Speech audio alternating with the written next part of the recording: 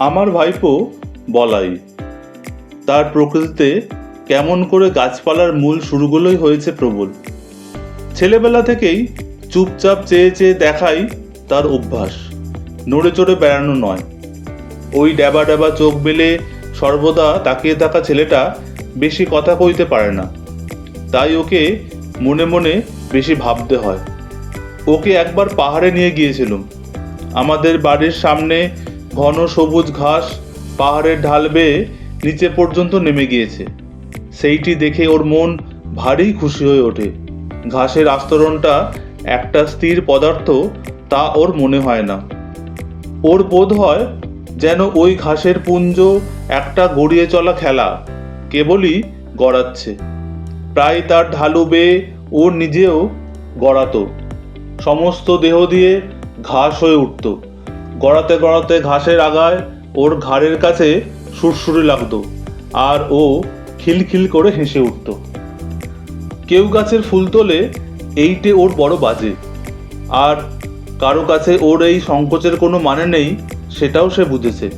এই জন্য ব্যথাটা লুকোতে চেষ্টা করে। ওর বয়সের ছেলেগুলো গাছে ঢিল মেরে আমলকি পারে, ও কিছু বলতে পারে না, সেখান থেকে মুখ ফিরিয়ে চলে যায়। ওর সঙ্গীরা ওকে খেপাবার জন্য বাগানের ভেতর দিয়ে চলতে চলতে ছড়ি দিয়ে দুপাশের গাছগুলোকে মারতে মারতে চলে।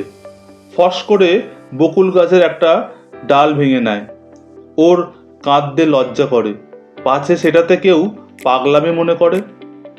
ওর সব থেকে বিপদের দিন যেদিন ঘাসিয়ারা ঘাস কাটতে আসে, কেননা ঘাসের ভেতরে ভেতরে বলাই প্রত্যেক দিন দেখে বেরিয়েছে এতটুকু এতটুকু লতা, বেগুনি হলদে নামহারা ফুল, অতি ছোট ছোট।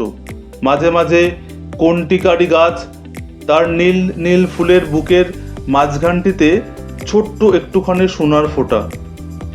বেড়ার কাছে কোথাও কালমেঘের পাতা, কোথাও অনন্ত মূল। পাখিতে খাওয়া নিম ফলের বিচি পড়ে ছোট ছোট গাছ বেরিয়েছে। কি সুন্দর তার পাতা! সমস্তটাই নিষ্ঠুর নিড়ানে দিয়ে নিড়িয়ে ফেলা হয়। তারা বাগানের শৌখিন গাছ নয়, তাদের নালিশ শুনবার কেউ নেই।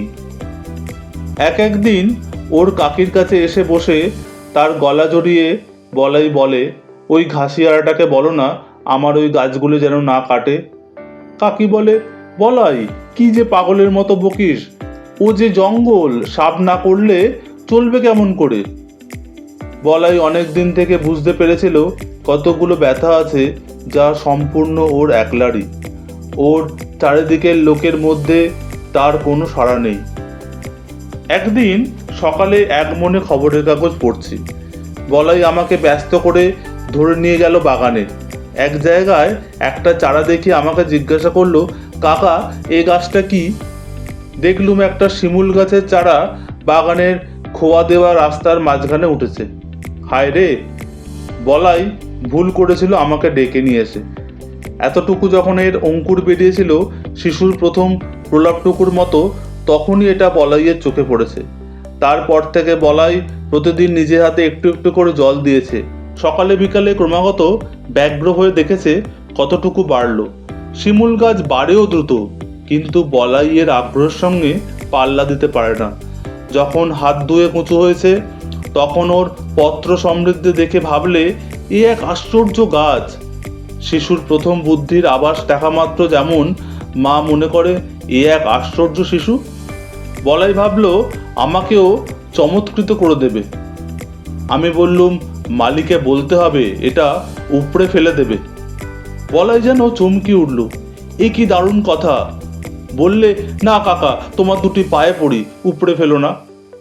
আমি বললুম, কি যে বলিস তার ঠিক নেই, একবারে রাস্তার মাঝখানে উঠেছে, বড় হয়ে চারদিকে তুলো ছড়িয়ে অস্থির করে দেবে। আমার সঙ্গে যখন সে পারল না, তখন এই মাতৃহীন শিশুটি গেল তার কাকির কাছে। কোলে বসে তার গলা জড়িয়ে ফুঁপিয়ে ফুঁপিয়ে কাঁদতে লাগলো, কাকি তুমি কাকাকে বারণ করে দাও, গাছটা যেন না কাটেন। উপায়টাও ঠিক ঠাউরে ছিল। ওর কাকি আমাকে ডেকে বলল, ওগো শুনছো, আহা ওর গাছটা রেখে দাও না। রেখে দিলুম। গোড়ায় বলাই যদি না দেখাতো তবে হয়তো ওটা আমার লক্ষ্যই পড়তো না, কিন্তু এখন রোজই চোখে পড়ে। বছর খানেকের মধ্যে গাছটা নির্লজ্জের মতো মস্ত বেড়ে উঠল। বলাইয়ের এমন হলো এই গাছটার ওপরে যেন তার সব থেকে বেশি স্নেহ। গাছটাকে প্রতিদিনে দেখাচ্ছে নিতান্ত নির্বোধের মতো। একটা জায়গায় এসে দাঁড়িয়ে কাউকে খাতির নেই, একবারে খাড়া লম্বা হয়ে উঠেছে। যে দেখে সেই ভাবে এটা এখানে কি করতে আছে। আরও 2-4 বার গাছটার মৃত্যুদণ্ডের প্রস্তাব করা গেল। বলাইকে লোভ দেখালুম, এর বদলে খুব ভালো গোলাপের চারা আনিয়ে দেব। বললাম, নিতান্তই শিমুল গাছে যদি তোর পছন্দ হয় তবে আরও একটা চারা আনিয়ে দেবো, বেড়ার ধারে পুঁতে দেবো, সুন্দর দেখতে হবে। কিন্তু কাটবার কথা বললেই বলাই আটকে ওঠে। আর ওর কাকি বলে, আহা, এমনি কি খারাপ দেখতে হয়েছে? আমার বৌদিদির মৃত্যু হয়েছে যখন এই ছেলেটি তার কোলে। বোধ করি সেই শোকে দাদার খেয়াল গেল। তিনি বিলেতে ইঞ্জিনিয়ারিং শিখতে গেলেন। আজ ছেলেটি আমার নিঃসন্তান ঘরে কাকির কোলেই মানুষ। বছর 10 পরে দাদা ফিরে এসে বলাইকে বিলেতি কায়দায় শিক্ষা দেবেন বলে প্রথমে নিয়ে গেলেন সিমলায়। তারপরে বিলেতে নিয়ে যাবার কথা। কাঁদতে কাঁদতে কাকির কোল ছেড়ে বলাই চলে গেল। আমাদের ঘর হলো শূন্য। তারপরে 2 বছর যায়। ইতিমধ্যে বলাইয়ের কাকি গোপনে চোখের জল মোছেন, আর বলাইয়ের শূন্য শোবার ঘরে গিয়ে তার ছেঁড়া এক পাটি জুতো, তার রবারের ফাটা বল আর জানোয়ারের গল্পওয়ালা ছবির বই নাড়েন চাড়েন। এতদিনে এই সব চিহ্নকে ছাড়িয়ে গিয়ে বলাই অনেক বড় হয়ে উঠেছে, এ কথা বসে বসে চিন্তা করেন। কোনো এক সময় দেখলুম লক্ষ্মী ছাড়া শিমুল গাছটা বড় বাড় বেড়েছে, এত দূর অসঙ্গত হয়ে উঠেছে যে আর প্রশ্রয় দেওয়া চলে না। এক সময় দিলুম তাকে কেটে। এমন সময় সিমলে থেকে বলাই তার কাকিকে এক চিঠি পাঠালে, কাকি, আমার সেই শিমুল গাছটার একটা ফটোগ্রাফ পাঠিয়ে দাও। বিলেত যাবার আগে একবার আমাদের কাছে আসবার কথা ছিল, সে আর হলো না। তাই বলাই তার বন্ধুর ছবি দেখতে চেয়েছে। তার কাকি আমাকে ডেকে বলল, ওগো শুনছো, একজন ফটোগ্রাফওয়ালা ডেকে আনো না। জিজ্ঞাসা করলুম, কেন? বলাইয়ের কাঁচা হাতের লেখা চিঠি তিনি আমাকে দেখতে দিলেন। আমি বললাম, সে গাছ তো কাটা হয়ে গেছে। বলাইয়ের কাকি 2 দিন অন্ন গ্রহণ করলেন না, আর অনেক দিন পর্যন্ত আমার সঙ্গে একটা কথাও বললেন না। বলাইয়ের বাবা ওকে তার কোল থেকে যেদিন নিয়ে গেল সেদিন যেন ওর নাড়ি ছিঁড়ে গিয়েছিল। আর ওর কাকা তার বলাইয়ের ভালোবাসার গাছটিকে চিরকালের মতো সরিয়ে দিলে তাতেও ওর যেন সমস্ত সংসারকে বাজলো, তার বুকের মধ্যে ক্ষত করে দিল। ওই গাছ যে ছিল তার বলাইয়ের প্রতিরূপ, তার প্রাণের দোসর।